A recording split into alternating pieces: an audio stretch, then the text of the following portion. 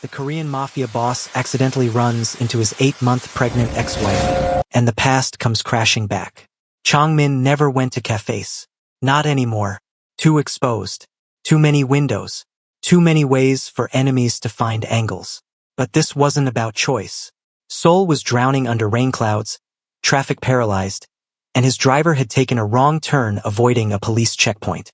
When Chongmin stepped out of the black sedan, adjusting the cuffs of his navy suit, the sign above the glass storefront was the only refuge in sight. Golden Crumb Cafe. The man who controlled shipping routes from Busan to Incheon. The heir whose name alone could shut down entire districts. The syndicate prince who'd learned before his 10th birthday that mercy was a luxury reserved for the weak. He wasn't supposed to be there. But fate has a way of orchestrating the cruelest reunions when we're least prepared for the truth. The bell chimed as he pushed through the door. The scent of butter and fresh bread filled the air, warm, ordinary, safe. Everything his world wasn't. Chongmin barely registered the interior before his eyes found her. Farida, behind the counter, one hand unconsciously resting on the curve of her belly, the other gripping the counter edge like it was the only thing keeping her upright. 8 months pregnant. Time didn't just stop. It shattered. 8 months of separation, of unanswered questions, of a silence that had carved holes through his chest, collapsed into a single heartbeat. Her eyes lifted slowly. Recognition hit like a physical blow. Not fear. Not anger. Shock. The tray she'd been holding slipped from her fingers. Ceramic shattered across the floor in a symphony of destruction. The sound echoed through the cafe like a gunshot. "You shouldn't be here," she whispered. Her voice, God, her voice. He'd tried to forget that voice. Chongmin's gaze dropped. Not to her face. To her stomach. The child shifted beneath her protective hands. His chest tightened violently, as if someone had reached through his ribs and twisted. 8 months. 8 months. That child. His voice cracked. Something he hadn't allowed in years. Something he couldn't afford. "Please leave." She was already backing away, both arms wrapped around her belly, shielding, protecting. From him, the cafe had gone silent. Customers frozen mid-bite. Someone whispered his name, the kind of whisper that spreads through Seoul's underworld like wildfire. His men, who'd followed without him noticing, stood rigid by the door. Sentinels. Witnesses. Chongmin moved before thought could stop him. One step forward. "You left me." The words came out quieter than he intended, stripped of the power everyone expected from him. Her laugh was brittle, broken. "You signed the papers. You erased me." "I never." Her breath hitched. Pain flashed across her features. Sharp, unmistakable, terrifying. "No," she gasped, hand flying to her stomach. "Not now. Please not now." Chongmin moved faster than anyone could track. His arm wrapped around her waist just as her knees buckled, catching her against his chest. The cafe erupted into chaos around them. If you're feeling the weight of this moment, the 8 months of lies, the manipulation that tore them apart, the baby that changes everything, you need to understand something crucial. This isn't just a story about ex-lovers reuniting. This is about deadly family politics that treat human lives like chess pieces. About blood oaths and syndicate traditions that go back generations. About a woman who disappeared not because she wanted to, but because she was made to believe the man she loved had chosen power over her. That he'd signed away their marriage like it meant nothing. That she was disposable, replaceable, a mistake that needed to be erased from the Park family ledger. She was wrong. But by the time the truth surfaces, she's 8 months pregnant, hiding in plain sight, and the man who manipulated them both, Chongmin's own cousin, is about to discover that some betrayals can't be forgiven. What happens next will test everything they thought they knew about survival, loyalty, and whether love can withstand the kind of deception that nearly destroyed them both. With Farida this close to delivery, the complications that follow could cost them everything. Life and death hang in the balance of this reunion. And somewhere in Seoul's shadows, Sung-min is realizing his carefully constructed lies are about to unravel. 8 months earlier, Chongmin woke to silence. Not the comfortable quiet of Farida sleeping beside him. Her breath soft against his shoulder. Her fingers curled loosely in his shirt even in sleep. This was different. The kind of silence that screams. He knew before he opened his eyes. The bed was cold, her side untouched, sheets pulled tight like she'd never been there at all. Chongmin sat up slowly, his heart doing something it hadn't done since he was a boy learning what his family name really meant. He stuttered. The apartment stretched before him, too clean, too still. Her paintings gone from the walls. The ceramic mug she used every morning, the one with the chipped handle she refused to replace, vanished from the counter. Even the air smelled wrong. Empty. On the kitchen table, an envelope. Cream-colored, expensive paper. A lawyer's letterhead he recognized, one of the firms his family kept on retainer for cleanups and disappearances. His hands didn't shake as he opened it. He'd been trained better than that. Petition for divorce. Mutual agreement. Irreconcilable differences. His signature at the bottom, black ink, unmistakable. Except he'd never signed anything. Chongmin stared at the documents for 17 minutes. He counted. Control was all he had left. The signature was perfect. Too perfect. Every loop and angle matched his hand exactly. Professional forgery, the kind that cost more than most people earned in a year. Someone had planned this. Someone had wanted her gone. He should have torn the city apart looking for answers. Instead, he chose to believe the lie. Because men like him, men who grew up watching their fathers choose power over everything, who learned before puberty that love made you vulnerable and vulnerability got you killed. Men like him didn't chase after women who left. She chose freedom, he told himself. She chose safety over you. And maybe she was right to. The last night played on repeat in his mind, whether he wanted it to or not. Farida had been quiet at dinner. Her hands kept moving to her phone, then away, like she was fighting the urge to check something. To call someone. You okay? He'd asked. Fine. But her smile didn't reach her eyes. He'd known something was wrong. Known it the way you know when a deal's about to go sideways, when the man across the table is hiding a knife. But instead of pressing, instead of asking, he'd let her deflect. Let her kiss him goodnight with a desperation that should have been a warning. Let her whisper, I love you, like it might be the last time. He'd fallen asleep believing he had time. By morning, she was a ghost. 8 months of repression followed. Chongmin buried himself in work. Expanded operations into territories that should have stayed neutral. Made examples of men who questioned his judgment. Let violence become vocabulary when words felt too dangerous. His father noticed. You're taking unnecessary risks. His uncle commented. Heartbreak makes men reckless. Chongmin said nothing.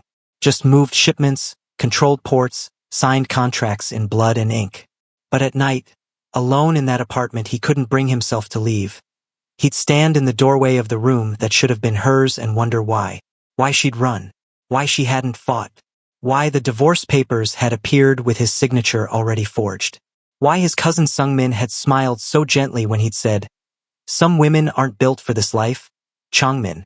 Better she realized it now. He should have known then. Should have seen the poison dressed as concern. Now, carrying Farida toward his car with her body trembling against his chest, her hands clutched around her belly. Their child. Chongmin felt 8 months of control shatter like glass.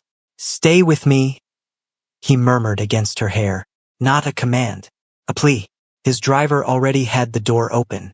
His men formed a protective wall, clearing the street. Hospital. Now. His voice carried the kind of authority that moved mountains. But inside, beneath the power and the perfectly tailored suit, beneath years of training that taught him how to bury emotion like evidence, Chongmin was terrified, because he'd lost her once by believing a lie, and he couldn't survive losing her again. Not when he'd just discovered everything he'd been told was a betrayal designed to destroy them both.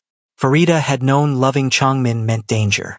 She just hadn't known the danger would come wearing his family's face. They'd met quietly, her small cafe catering a private event at a riverside warehouse. Corporate, she'd been told. Discreet clientele. Cash payment, no questions. She should have known better when the security outnumbered the guests. But she'd been focused on her work, plating desserts with hands that had learned precision from her mother, arranging strawberries like they were jewels. When she'd looked up, he was watching. Not the food. Her hands. Chongmin returned the next morning. No appointment. No explanation. Just stood at her counter until she asked what he wanted. Coffee, he'd said. And whatever you recommend. He came back every day for a week. She learned the way his smile never quite reached his eyes, like he'd forgotten how, or been taught that happiness was a weakness. Learned that he took his coffee black, his pastries without frosting, his conversations measured and careful. She learned he was gentle in ways that terrified her. Because men who could afford to be gentle usually had power that made gentleness a choice, not a necessity. When he finally asked her to dinner, she said yes, knowing it would change everything. She was right. Their relationship existed in stolen moments. Dawn meetings before the city woke. Late nights in borrowed apartments where no one would recognize his car. Happiness measured in hours, not days, because that's all his world would allow. "Why do we have to hide?" she'd asked once, wrapped in his shirt, watching rain streak the windows. "To protect you," he'd said simply. She believed him, because the way he held her, like she was something precious and fragile and worth dying for, made her believe anything was possible. When he proposed, it wasn't dramatic. No public displays. Just a quiet promise in that same borrowed apartment with rain providing the soundtrack. "I'll dismantle the world before I lose you," Chongmin had said, slipping a simple gold band onto her finger. She believed that too, until Sungmin came. Chongmin's older cousin arrived like poison dressed as medicine. Polished suit, warm smile, eyes that calculated worth in fractions of seconds. He found her at the cafe during closing, when her staff had left and she was alone counting receipts. "We need to talk about my cousin's future," Sungmin said, sliding into a chair uninvited. "And why you're not part of it." The photographs came first. Chongmin dining with a beautiful woman, foreign investor's daughter. Sungmin explained. Engagement rumors, political alliances that families like theirs didn't refuse. "He's choosing survival," Sungmin said gently, like he was doing her a favor. "And you, Farida, are the cost." She wanted to argue, to fight, to call Chongmin and demand the truth. Then Sungmin placed the divorce papers on her counter. Chongmin's signature already there. Black ink. Unmistakable. "He was going to tell you himself," Sungmin continued, voice dripping false sympathy. "But business called him to Busan. He thought this would be cleaner." The threat came last, wrapped in pleasantries. Her cafe. Her mother's medical bills. Accidents that didn't look like accidents. Fires that started in commercial kitchens. Suppliers who suddenly refused to deliver. "Sign," Sungmin said. "Disappear quietly. Everyone walks away intact." Farida signed, because loving someone meant protecting them, even from yourself, even when it shattered everything you'd built together. 2 weeks later, staring at the positive pregnancy test, Farida understood true isolation. Chongmin was gone, or so she believed, her cafe barely surviving, her savings dwindling, and inside her, a child who would never know its father. She made the only choice she could. She stayed hidden, stayed silent, stayed alive, and prayed that somehow, the man who'd promised to dismantle the world for her would never discover the truth.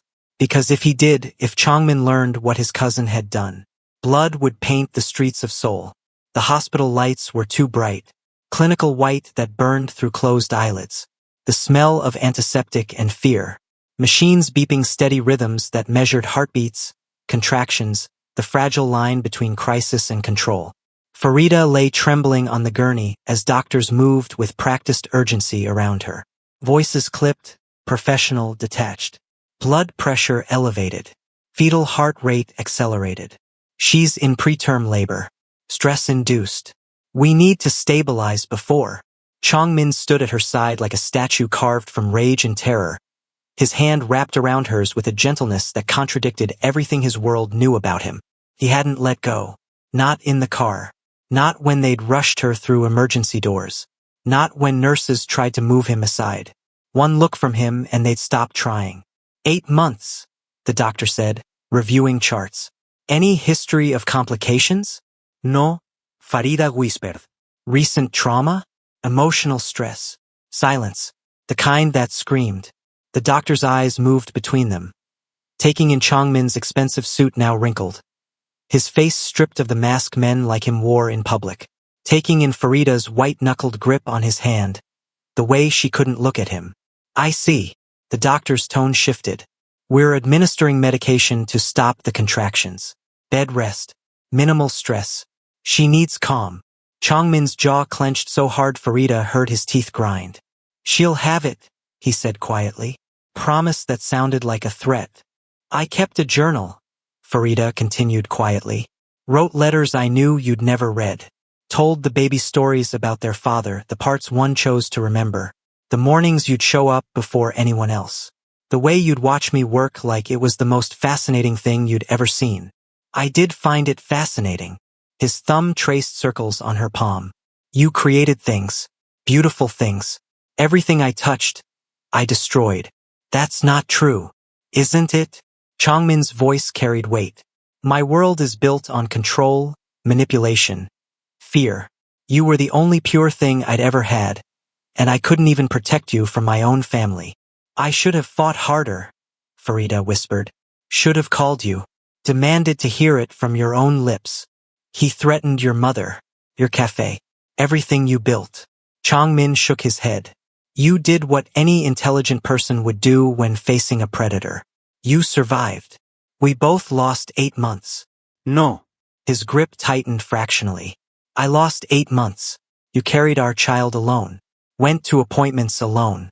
Made decisions alone. Felt every kick, every movement, every moment. Without me there to share it. His voice finally broke. You were scared and pregnant and thought I'd abandoned you. That's not loss, Farida. That's theft. And I'll spend the rest of my life trying to make up for what was stolen from both of us. She shifted on the bed, making space. Chongmin looked at her, uncertain. Lie down, she said. You haven't slept in 24 hours. I'm fine. Chongmin. Her voice carried the kind of authority that surprised them both. Lie down. He moved carefully, settling beside her on the narrow hospital bed. Not touching beyond necessity. Hyper-aware of the 4-line, the monitors, her condition. Farida took his hand and placed it on her belly. For a long moment, nothing. Then, movement. The baby kicked against his palm. Once, twice. A tiny fist or foot pressing outward, as if testing this new presence. Chongmin went completely still. His breath caught. That's your child, Farida whispered, reminding us both what matters. His forehead dropped to her shoulder. Not quite an embrace. Not quite reconciliation. But a beginning. The doctor came hours later, reviewing charts with cautious optimism. Contractions have stopped. Fetal heart rate normal. Blood pressure improving. She looked between them. Whatever you're doing, keep doing it. Stress was the trigger. Calm is the cure. After she left, Farida felt Chongmin's quiet laughter against her hair. We don't do calm, she said. We'll learn. His hand remained on her belly, feeling every movement. For them, we'll learn. Outside, Seoul moved through its daily chaos.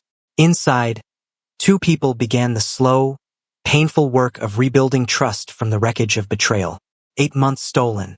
But a lifetime ahead, if they were brave enough to fight for it. 3 weeks of careful peace shattered at 2:47 a.m. Farida woke to pressure, familiar now but different, deeper, insistent. Her hand flew to her belly as the contraction built, tightening like a fist around her spine. Chongmin. He was awake instantly. 3 weeks of sleeping in her apartment. Security stationed outside. His empire run from her kitchen table. Had made him hypervigilant to every sound, every shift. How far apart? This is the first. She breathed through it. But it's different. It's... Another contraction hit. 7 minutes later. His phone was already out calling his driver. Calling the hospital. Moving with the controlled precision that built empires and ended threats. But his hand shook when he helped her stand. The hospital became their world again. Different this time. Not crisis, but culmination. Labor progressing naturally, steadily. Hours measured in centimeters, in breathing patterns, in the grip of Farida's hand on his.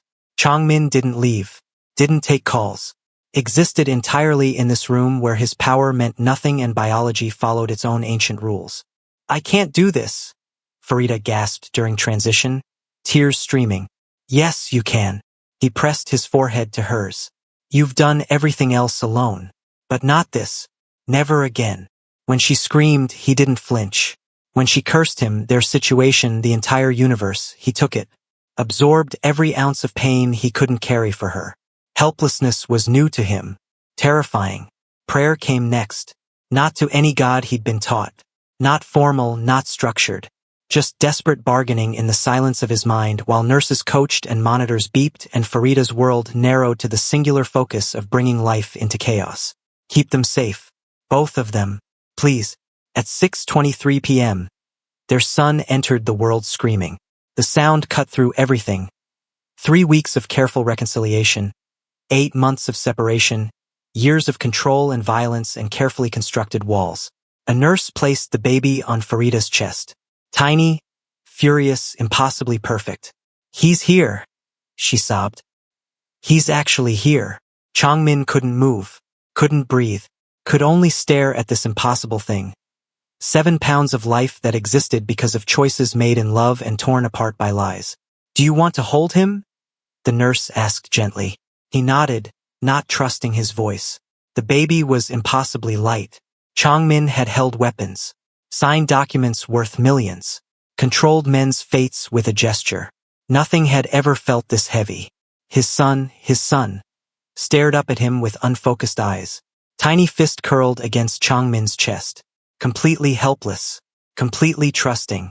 Something in Changmin's chest cracked. Not broke, opened. I missed everything, he whispered. The words scraped out of him, raw and bleeding. Your entire existence. Every moment your mother carried you. Every fear she faced alone because I didn't know. The baby made a small sound. Not quite a cry. Almost curious. I can't give you those months back.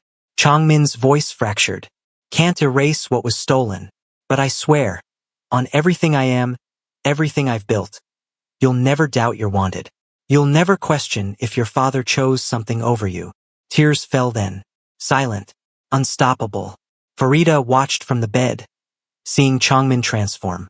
The syndicate heir, the feared name, the man who built empires on control, reduced to trembling wonder by 7 pounds of new life.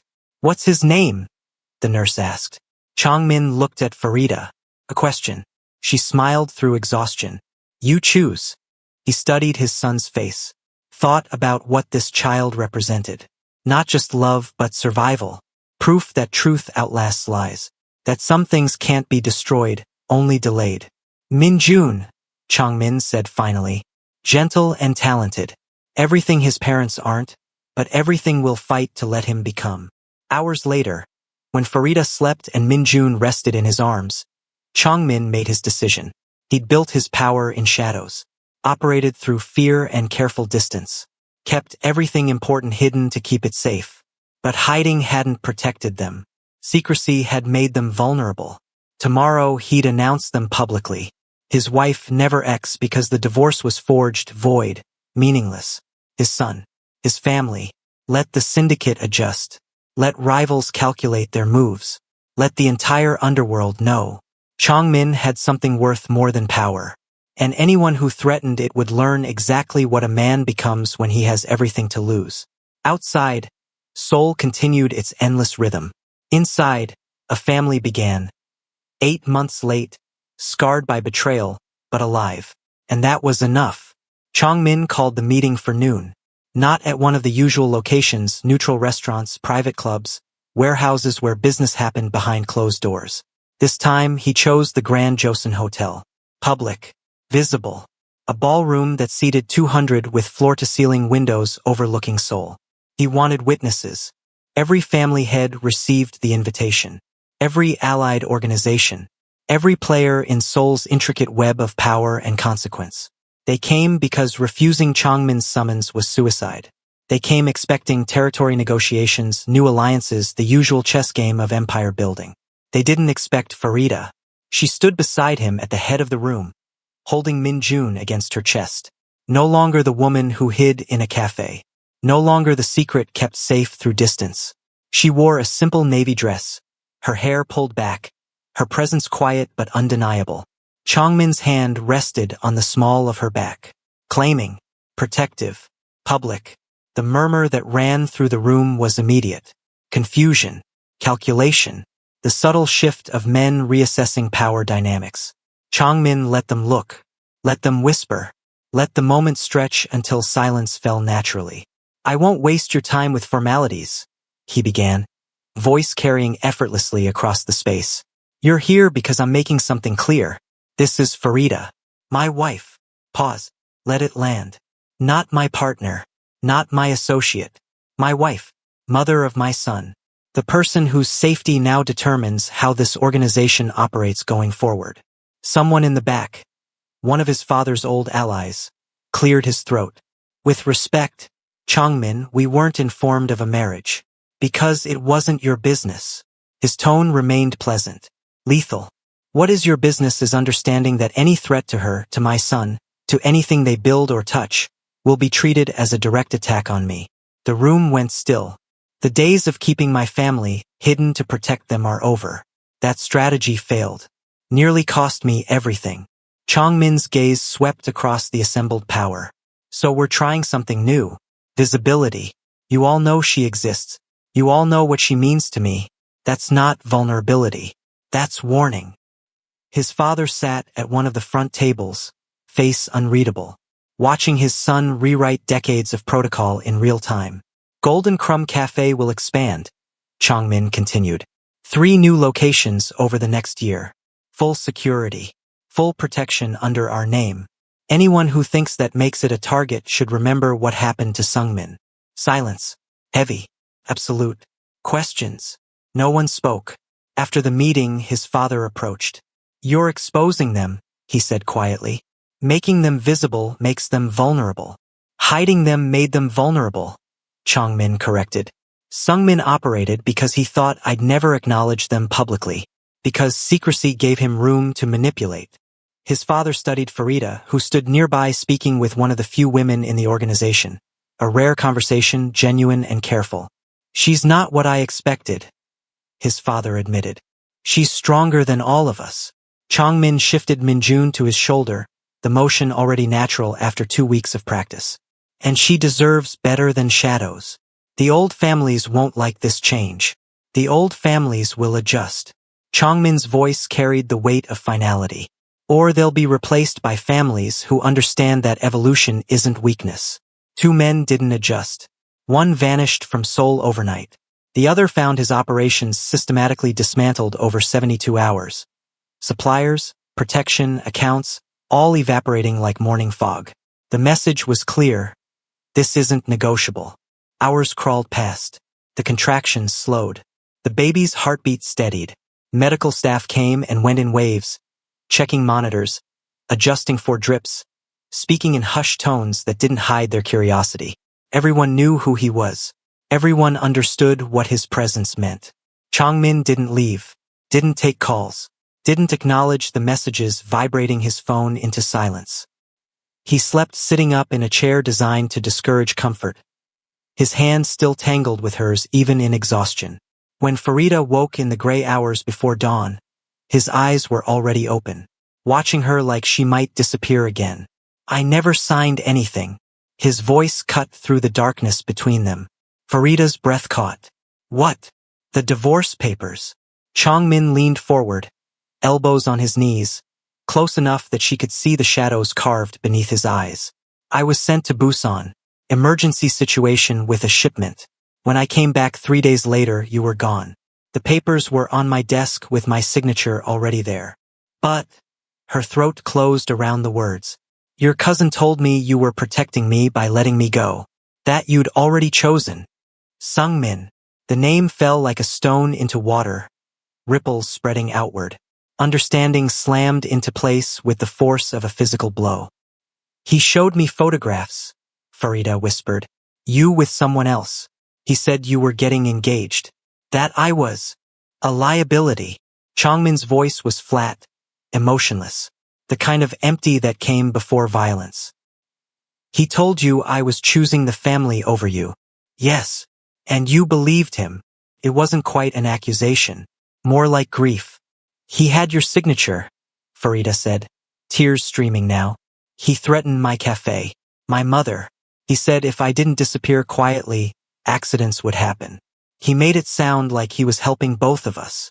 Silence stretched between them, 8 months of manipulation crystallizing into terrible clarity. Changmin turned away, already reaching for his phone. The call connected on the first ring. "Find him," Changmin said into the receiver. His voice carried no emotion. "Norai." Nothing human at all. "Find Sungmin. Track every property, every account, every person he's contacted in the last 8 months. A pause. "Do not kill him." Another pause, longer this time. "I want him breathing when I arrive. I want him able to speak, able to understand exactly what he's taken from me, what he tried to destroy." He ended the call, turned back to Farida. For a moment, she saw the man beneath the monster, the one who'd promised to dismantle the world before losing her. The one who'd kept that promise just 8 months too late. "I'm sorry," she whispered. "Don't." Changmin's hand found hers again. "He did this. He forged documents. He lied to both of us. He stole 8 months of our child's life." His voice finally cracked. 8 months I'll never get back." Outside, Seoul woke to morning. Inside, two people began understanding the true cost of family betrayal. And somewhere in the city's shadows, Sungmin's carefully constructed lies began to unravel. Sungmin confessed quickly. Men always did when Changmin looked at them without emotion. When the mask of civilization fell away and something older, colder stared back. The apartment, one of Sungmin's many properties, luxury wrapped in glass and steel, had become a cage. Changmin's men stood at every exit. Silent, professional, waiting. Changmin sat across from his cousin in the pre-dawn darkness, perfectly still. He hadn't raised his voice, hadn't touched him, didn't need to. Fear worked better than fists when applied correctly. "The signatures were easy," Sungmin said. Words tumbling out like confession might save him. "I had access to your office, your documents, lawyers who don't ask questions when the price is right. And the photographs? Stock images, professional editing." Sungmin's hands trembled as he poured himself whiskey he wouldn't drink. "The investor's daughter was in Seoul for meetings. I made sure you were photographed at the same restaurant on the same night. Different tables, different times, but angles can lie beautifully." Changmin said nothing, just watched. Let silence do the work violence used to. "The Busan emergency was real enough," Sungmin continued, desperate to fill the quiet. "I just ensured you'd be gone long enough. 3 days. Long enough for her to believe the story. Long enough for her to run." "Why?" The question hung between them. Sungmin's face twisted, something ugly surfacing beneath the polish. "Because you became soft. Venom now replacing fear. You started choosing her over family decisions. Started questioning operations because they made her uncomfortable. Started believing love was something men like us could afford." He laughed, brittle and broken. "She made you weak, Changmin. And weakness in our world gets people killed. I did what the family needed, what you were too blind to see. You forged legal documents, manipulated 2 people, stole 8 months of my child's life." Changmin's voice remained flat, factual. "Because you decided I was weak. Yes. And you believed you'd never face consequences." Sungmin's confidence finally cracked. "We're family.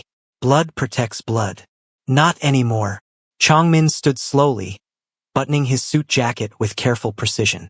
"By morning, every account bearing your name will be frozen. Every property deed transferred. Every business partnership you've built over the last decade will receive documentation of your creative accounting practices." Sungmin's face went white. "You can't. Your protection within the family is revoked. Effective immediately. Every favor owed, every alliance secured through our name, gone." Changmin adjusted his cuffs. "You'll keep your life, but you'll lose everything else." "Changmin, please. The syndicate operates on trust. You broke it, not just with me, but with everyone who believed family loyalty meant something." He moved toward the door, then paused. "You wanted me to be stronger? More ruthless?" Sungmin said nothing. "This is what strength looks like. Not violence, not rage, precision, control. Taking everything someone built and dismantling it piece by piece while they watch, powerless to stop it." "Why let me live?" Sungmin's voice was small now, stripped of the polish and poison. Chongmin looked back, and for a moment, Sungmin saw something worse than anger in his cousin's eyes. Pity. Because death is mercy, Chongmin said quietly. And you don't deserve mercy. You deserve to live long enough to understand exactly what you destroyed. To watch me build a life with her while yours crumbles. To see my child grow up knowing their father fought for them. He opened the door. That's the punishment. Living with what you've done. Seoul's streets were empty as Chongmin's car cut through the city. Dawn painted the sky in shades of gray and gold. Somewhere, markets were opening. Bakeries firing their ovens. The world continuing as if everything hadn't shifted. His phone vibrated. Updates rolling in. Accounts frozen. Lawyers filing documentation. The machinery of consequence grinding forward. Chongmin ignored it all. Because Farida was awake when he returned to the hospital room. One hand resting on her belly, eyes tracking him as he entered. Is it done? She asked quietly. Yes. Did you? He's alive. Chongmin sat in the chair beside her bed, taking her hand. Ruined, isolated, powerless, but alive. She studied his face. Because death would be too easy. Because our child deserves a father who chooses justice over revenge. His thumb traced circles on her palm. Even when revenge would feel better. Outside, Seoul woke to a new order. Inside, two people began rebuilding what betrayal had tried to destroy. And somewhere in a luxury apartment, Sungmin understood that some punishments last forever. The hospital room settled into something almost peaceful as dawn broke fully over Seoul. Monitors beeped their steady rhythm, for fluid dripped methodically. Outside the door, Chongmin's men maintained their vigil. Not against external threats now, but against interruption. Inside, silence stretched between two people learning how to exist in the same space again. Farida traced patterns on her belly, feeling the baby shift and settle. Chongmin watched from his chair, still holding her other hand like he was afraid she'd vanish if he let go. When did you find out? He asked finally. 2 weeks after I left. Her voice was soft, careful. I took 3 tests, kept hoping they were wrong. Were you afraid? Terrified. She met his eyes. Not of being pregnant. Of being pregnant and completely alone. The words hung between them, an accusation and a confession all at once. What was it like? Chongmin asked. The first months. Farida's breath hitched. Do you really want to know? I want to know everything I missed. So she told him. About morning sickness that lasted all day. About her first ultrasound. Seeing the tiny heartbeat alone. Crying in her car for an hour afterward. About choosing a doctor.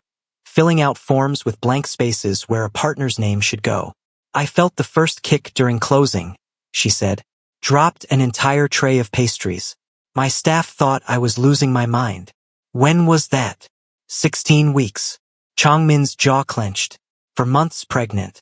For months of their child growing, moving, existing, and he'd known nothing. 6 months later, Golden Crumb Cafe's second location opened in Gangnam. Farida stood at the ribbon cutting, Minjun strapped to her chest in a carrier. Chongmin beside her in a suit that probably cost more than the cafe's monthly rent. Cameras flashed. Journalists asked questions. The syndicate wife who'd become a businesswoman. The Mafia heir who'd chosen domesticity alongside empire. Are you afraid? One reporter asked.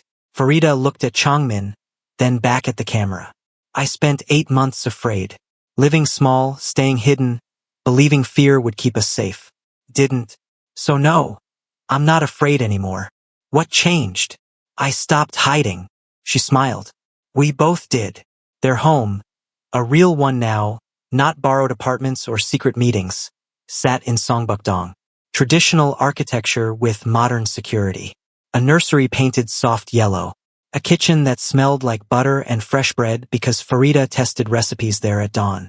Chongmin still ran the syndicate. Still made decisions that shaped Seoul's underworld. Still carried the weight of power and consequence. But he came home to baby laughter and flour-dusted counters. To a wife who challenged him, protected herself, built her own empire one pastry at a time. To a son who would grow up knowing his father chose truth over tradition. No more shadows. No more secrets that could be weaponized. Just life. Complicated, dangerous, beautiful, lived entirely in the light. Chongmin woke to the smell of cinnamon. For a moment he didn't move, just lay in the pre-dawn darkness, listening to the house breathe around him. Minjun's soft sounds through the baby monitor. Farida's movements downstairs. Rhythmic, purposeful. The quiet choreography of someone who created things while the world slept. 6 months ago he'd woken to silence, to empty beds and forged documents, to a world built on control that had controlled nothing that mattered. Now he woke to life. He found her in the kitchen, flour dusting her forearms, testing a new recipe for the Gangnam location. Minjun dozed in his bouncer nearby, tiny fist curled against his cheek. "You're up early," Chongmin said. Farida glanced over, smiling. Inspiration doesn't keep office hours. He poured coffee, hers with cream, his black, and settled at the counter to watch her work. The same way he had that first week, when she'd been a stranger plating desserts and he'd been a man who didn't believe in accidents. "Do you ever think about the cost?" she asked quietly, not looking up from the dough she was shaping. "Of what?" "Everything. The power. The choices. What you had to become to survive your world." Chongmin was silent for a long moment. "Every day," he admitted finally. "I think about the men I've destroyed, the decisions made in blood, the version of myself I built because gentleness felt like suicide. Do you regret it?" "I regret that it was necessary. I don't regret surviving." He watched her hands move with practiced precision. "But you're changing the equation." "How?" "Minjun won't grow up believing power requires cruelty, that love is a liability, that the only way to protect what matters is to hide it." Chongmin stood, moving to stand behind her, careful not to disrupt her work. "He'll see his mother build an empire with flour and determination.